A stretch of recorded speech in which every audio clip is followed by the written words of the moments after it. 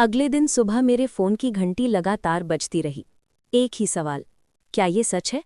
आप डर क्यों नहीं रही हैं? मैं खुद नहीं जानती थी कि मैं डर रही हूं या नहीं।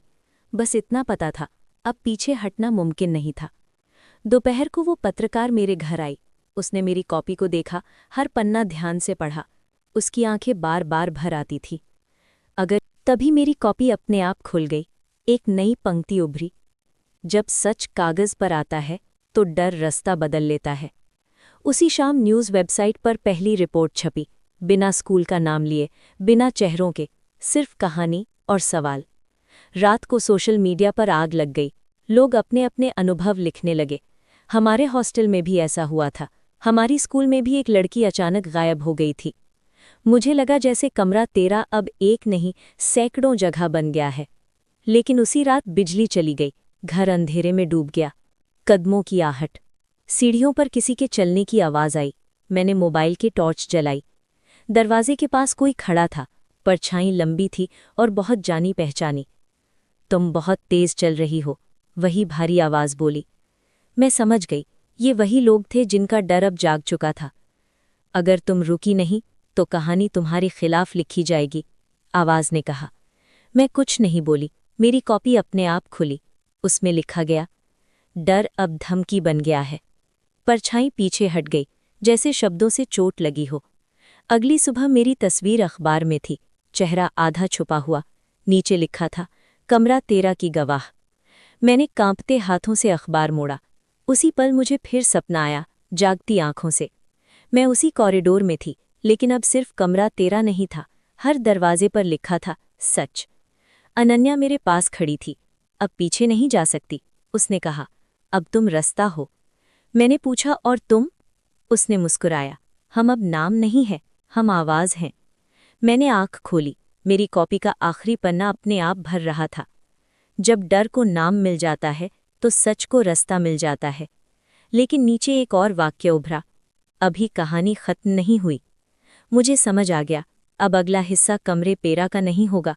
अब अगला हिस्सा उन लोगों का होगा जो चाहते हैं कि ये कहानी कभी पूरी ना हो। उस वाक्य को पढ़कर मेरी रीढ़ में ठंड उतर गई। अभी कहानी खत्म नहीं हुई। अब मुझे डर सिर्फ अंधेरे से नहीं लगता था, मुझे डर लोगों की चुप्पी से लगने लगा था। अगले दिन जब मैं बाहर निकली तो पहली बार महसूस किया कि निगाहें बदल चुकी हैं। कुछ लोग मुझे पहचानने लगे थे, कुछ नज़रें सहानुभूति की थीं, कुछ चेतावनी की। कदमों की आहट, मुझे लगा कोई मेरे पीछे चल रहा है। मैं रुकी, वो भी रुका। शाम को पत्रकार ने फ़ोन किया। हम पर दबाव है, उसने कहा। कह रहे हैं स्टोरी हटा लो। मैंने पूछा, और तुम? कुछ पल चुप्पी रही, फिर बोली, अगर हम डर गए तो ये कमरा फिर बन जाएगा। रात को मेरी कॉपी खुली पड़ी थी। इस बार शब्द अपने आप नहीं आए, जैसे वो इंतज़ार कर रहे हों। मैंने खुद लिखा, सच का दुश्मन झूठ नहीं होता, सच का दुश्मन डर होता है। जैसे ही मैंने लिखा, हवा तेज हो गई। खिड़की के शीशे पर उंगलियों के निशान उभर आए, मानो कोई बाहर से छू रहा हो। अब तुम बहुत दूर आ गई हो, एक धीमी आवाज़ आई। मैंने कहा, मैं वहीं हूं जहां आप मुझे नहीं चाहते। कमरा ठंडा पड़ गया। उसी रात मुझे सपना आया, मैं एक अदालत में खड़ी थी, पर जज की कुर्सी खाली थी, सिर्फ कुर्सियों पर परछाइयां बैठी थीं। एक परछाई बोली, सबूत कहाँ है? मैंने अपनी कॉपी आगे बढ़ाई।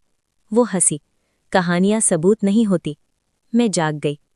मेरी कॉपी के पन्ने भीगे हुए थे, जैसे किसी ने उस पर आंसू गिराए हों। सुबह खबर आई, स्कूल की जांच कमेटी भंग कर दी गई। मेरे अंदर कुछ टूट गया। फ़ोन पर मैसेज आया, देख लिया, कुछ नहीं बदलेगा। मैंने कॉपी खोली, हाथ कांप रहे थे। फिर मैंने लिखा, अगर सिस्टम नहीं सुनेगा तो दीवारें बोलेंगी। उसी पल मुझे वही पुराना सपना आया, कमरा 13। लेकिन इस बार सिर्फ दीवारों पर नाम नहीं थे, तारीखें थीं, घटनाएं थीं, गिरते हुए शरीर के निशान थे। अनन्या मेरे पास आई। अब सिर्फ मेरी कहानी नहीं रही, अब सबकी है। मैंने पूछा, तो मैं क्या करूं? उसने मेरी कॉपी की ओर देखा। जो दीवारें कह रही हैं वही लिखो। जब मैं जागी मेरे हाथ में कलम थी और कॉपी पर अपने आप लिखा जा चुका था, सच को दबाया जा सकता है, मिटाया नहीं। तभी मेरे फ़ोन पर नोटिफिकेशन आया। एक नया वीडियो वायरल हो रहा था, पुराने हॉस्टल का, रात में, कमरा 13 का। दरवाज़ा अपने आप खुलता हुआ और अंदर से एक आवाज़, हम यहाँ हैं।